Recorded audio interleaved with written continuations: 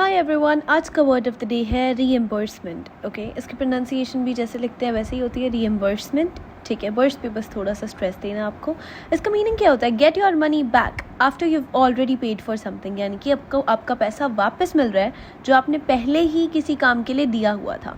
ठीक है, इसका मतलब होता है पैसा वापस। इसका मतलब सैलरी नहीं होता, पेमेंट नहीं है, बेसिकली प्रॉफिट नहीं है आपका। ठीक है, जो आपने मनी दी वही आपको रिटर्न हो गई। एग्जाम्पल से समझाती हूँ। I paid for travel and the company gave me reimbursement। यानी कि सपोज आपने वर्क ट्रिप पे जाना है, आप ऑफिस के अंदर काम करते हो, आप जॉब करते हो। ठीक है, तो आपने कंपनी को 2000 रुपया दिया था ट्रैवल करने के लिए। ठीक है, आपको कंपनी वर्क ट्रिप के ऊपर लेके जा रही है, तो उसके बाद आप बाद में बिल दे दोगे ट्रैवल करने के बाद कंपनी को, एंड कंपनी आपको 2000 रुपया आपका वापस दे देगी। सो दैट इज रीएम्बर्समेंट। ठीक है, आपने जो पैसा दिया वही वापस मिला, राइट।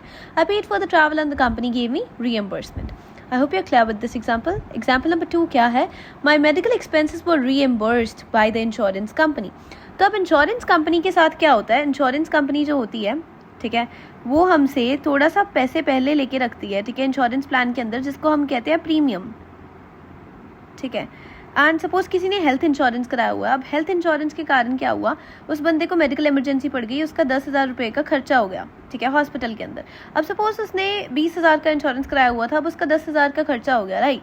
तो उसने पहले पेमेंट की हुई है इंश्योरेंस कंपनी को। अब वो क्या करेगा, अपने 10,000 का खर्चा पूरा कर देगा, जाके बिल सबमिट किसको करेगा? बिल जाके सबमिट कर देगा इंश्योरेंस कंपनी के पास, एंड इंश्योरेंस कंपनी उसको जितना भी खर्चा उसका हुआ है वो दे देगी, यानी कि 10,000 उसको दे देगी। सो दैट इज रीएम्बर्समेंट। ठीक है, तो उसको जो उसने मनी दी वो ही रिटर्न हो गई ना। So that is reimbursement. ठीक है, my medical expenses were reimbursed by the insurance company. Okay, so that was the meaning of it and I hope you liked it.